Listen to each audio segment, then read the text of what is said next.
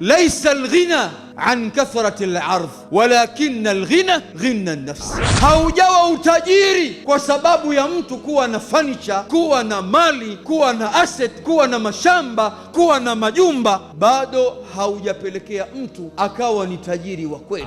Walakinna al-ghina ghina an-nafs, lakini utajiri wa kweli ni yule mtu ambaye moyo wake umeunga sila yake ya kweli baina yake na Mola wake, akawa mwenye kuridhika hata kama katika jamii anaweza kuonekana kwa sura kwamba ni mtu wa namna gani, lakini mbele ya Allah akawa ana uso uliokuwa mzito mbele ya Allah subhanahu wa ta'ala. Kwa mtu ambaye hana qanaa, hajaridhika, utamuona katika maisha haya ambayo tunaoishi, ndugu zangu katika imani, ana papatiko la hali ya juu, anakwenda mbio huku na huku, atadhulumu, atasengenya, ataiba, atapiga, ataua, atakadha wakadha wakadha wakadha. Kwa nini? Kakosa sila yake baina yake na Mola wake. Wandhur liman malaka dunya, wandhur liman malaka dunya biajmaiha, angalia wale ambao walioimiliki hii dunia na wakaikusanya hii dunia,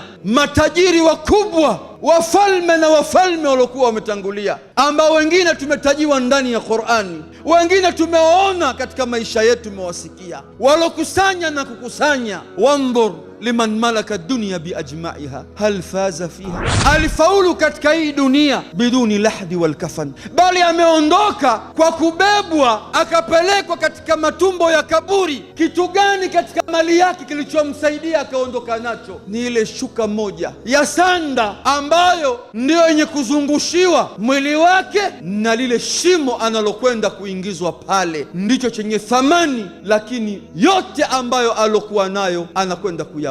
Tunayoyatafuta haya yote, haya tunayoyatafuta haya, asubuhi na jioni, mchana na usiku, yote haya hayatusaidii lolote mbele yetu katika makaburi. Sisi leo kwa nini tunahusudiana? Kwa nini tunapigana? Kwa nini leo tunahasimiana? Ni kwa sababu tu ya kila mmoja katika madhari ya mwenzake anamuona katika mambo ya dunia. Tunatakiwa si tuoneane wivu, husda katika jambo la kheri. Unamwona mwenzio kahitimisha Qur'ani mara moja, unasema mimi nahitimisha mara 3. Unamwona mwenzio anatoa sadaka 10,000, wewe unasema mimi natoa 15,000. Tuhusudiane, tuhasimiane katika jambo la dini, kwamba tunahakisha dini inakwenda mbele. Leo tunakwenda kuhasimiana katika jambo la dunia, ambao dunia hii yote tunakwenda kuiacha kwa watu wengine kabisa. Na ndugu zangu, wengi tunafanya ibada, wengi tunakuja misikitini, wengi miongoni mwetu, lakini ile yakini ya dhati kabisa ya kukutana Mola wetu na mahakama ya Mola wetu hatuna. Ndio maana utaiona thamani ya dini yetu katika vifua vyetu iko pembeni pembeni kabisa. Hatuna thamani ya hima kabisa katika dini yetu hii.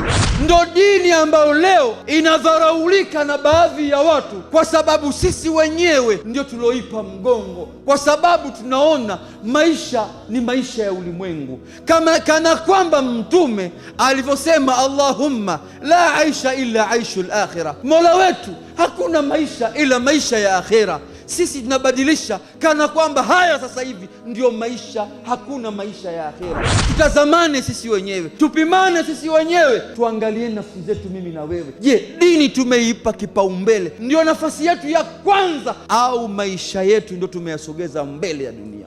Mahasin TV, pata kujua wema wa Uislamu.